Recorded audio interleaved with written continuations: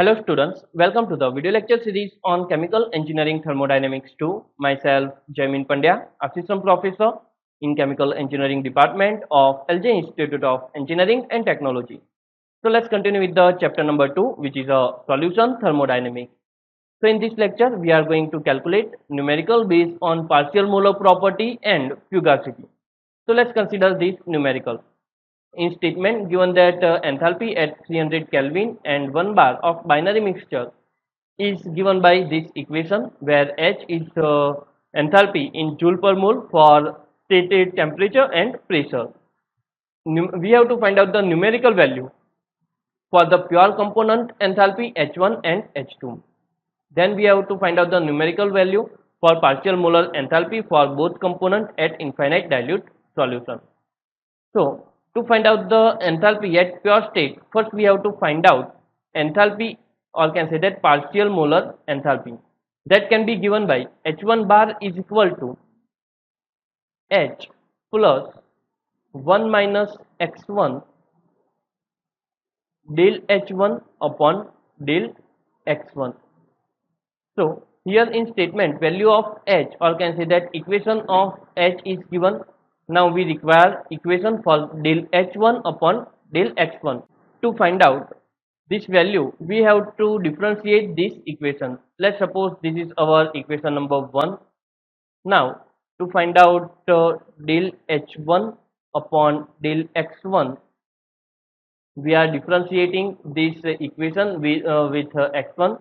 So we will get 400 plus 600 del X2 upon del X1 plus we have to apply multiplication rule for this component. What is multiplication rule? In multiplication rule, this will be a constant and differentiation of this, then plus this term will be constant and differentiation for this. So let's taking common x1 and x2 is a constant, differentiation of this, so we will get the 40 plus 20 del x2 upon del x1 plus this term is a constant, so it will become 40 plus 40 x1 plus 20 x2 multiply by differentiation of this. Now if we want to differentiation of this x1 plus x2, or can say that x1 into x2, we have to again apply multiplication rule, so in which we will get the first term is a constant, so x1 is as it is, and differentiation of second del x2 upon del x1 plus differentiation of first term, so x1 del x1 upon del x1 becomes 1, and this term will be constant, so it's x2. So this is the equation for this. Now if we are going to simplify this equation for x1 plus x2 is equal to 1, so can say that x1 is equal to 1 minus x2, so can say that del x1 is equal to minus del x2, so can say that del x1 upon del x2 is equal to minus 1. So using this value in this equation number 2, we will get simple equation for del h1 upon del x1, that can be given by minus 200 plus 40 x1 into x2 minus 40 x1 square plus 20 x2 square. So let's take this is our equation number 3. So putting value of this equation number 3 and this equation number 1 in this equation, we will get the h1 bar. So h1 bar is equal to h plus 1 minus x1 into del h1 upon del x1, value of h which given in this equation. So putting the value of h in this equation, we will get 400x1 plus 600x2 plus x1 into x2 into 40x1 plus 20x2. So this is the equation for h, plus 1 minus x1 into equation number 3. So equation number 3 is a minus 200 plus 40x1 into x2 minus 40x1 square plus 20x2 square. So if we are going to simplify this equation, we will get the answer, which is becomes 420 minus 60x1 square plus 40x1 cube. So this becomes value of h1 bar. Now this is a partial enthalpy. To find out the pure component enthalpy h1, what we have to do? We just have to put x1 is equal to 1. So this partial molar property becomes pure when the value of this particular component is a 1. So putting the value of 1 in this both term, we will get 400 joule per mole. Similarly, if we are going to find out the value of h2 bar, that can be using equation h minus x1 del h1 upon del x2. So putting this all equations in this equation, we will get the answer. So putting value of h and putting value of del h1 upon x1 and just replacing this 1 minus x1 with the x1, we will get the delta, or can say that h2 bar. So value of h2 bar or equation for h2 bar, that can be given by 600 plus 40 x1 cube.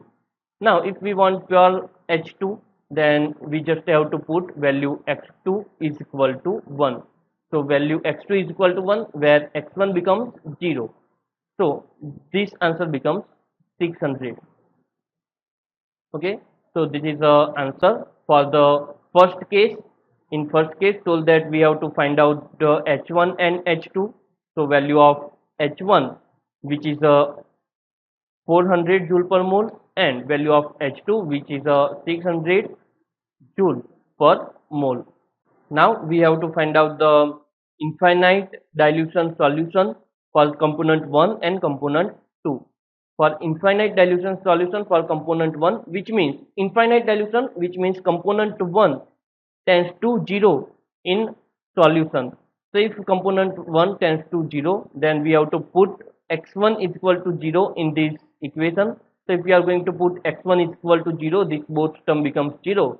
So we will get 420 joule per mole for the infinite dilution for component 1. Similarly, for infinite dilution of component 2, that can be given by h2 bar is equal to value of h2 bar is a 600 plus 40x1.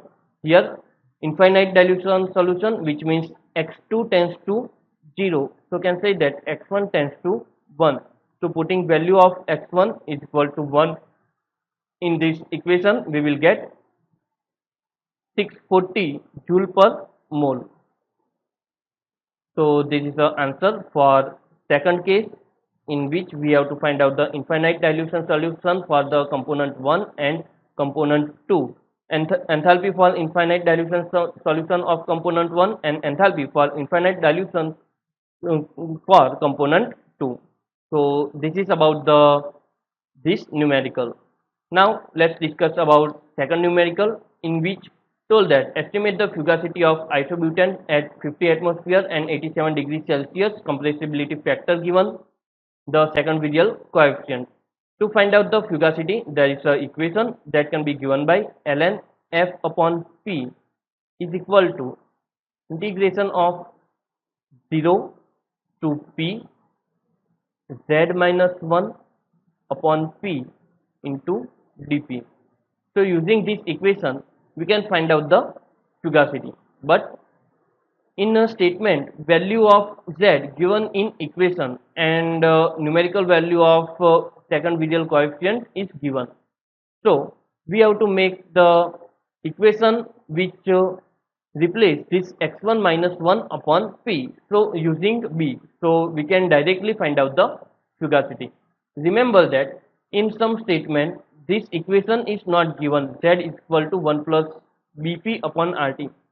In some statement this value is not given, so you have to remember what is this value. This value is come from ct1 from visual equation of state. Visual equation of state that can be given by z is equal to pv upon rt is equal to 1 plus b upon v. We know that visual equation can be written in two form.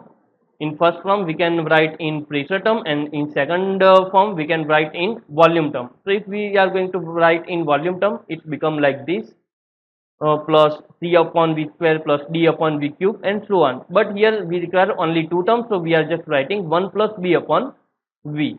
Okay. Now if we are going to make this equation, then how we can make this is the ideal v. So we can say that equation of state for the ideal gas that can be given by pv is equal to nRT. For 1 mole it becomes pv is equal to RT. So if we are going to make v as a subject, we will get RT upon P. So replacing this P with RT upon P, we will get Z is equal to 1 plus B upon RT upon P. So this P going to upside, so it becomes Z is equal to 1 plus BP upon RT. So this is how we can relate this equation. In some statement equation is not given, so you have to correlate this equation using this step. Okay. Now we are going to make this type of equation using this equation. So can we directly put the value of b? So here z minus 1, to make z minus 1 we are taking this 1 to this side, so it becomes z minus 1 is equal to bp upon rt. Now in this equation there is a p, so if we are going to take this p to this side, so it becomes z minus 1 upon p is equal to b upon rt. Okay, so now we can easily replace this z minus 1 upon p with b upon rt.